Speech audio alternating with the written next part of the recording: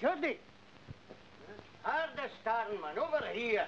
That's the post office. You'll not get a drink in there. Right, you and I have got business to transact. War savings business, those things. Look, 1, 2, 3. That'll be £4 for the wife and bairn. There's only 3. Aye, 3 when it goes in, but 4 when it comes out. Come on, give me your money. What good does it do me? It'll do you credit, Geordie. Ah, man's first duty is to himself. Did you think that when we were torpedoed? No, you thought of your old pal Wally. But I didn't know you were going to turn out teetotal. Listen, Geordie, a war costs money. You and I are getting old. Our sailing days are nearly done. But there's a new generation coming along. Your laddie, my laddie. They'll man the ships when you and I are safe ashore. And it's up to us to give our £2 or £3 to give them fair weather and a smooth passage.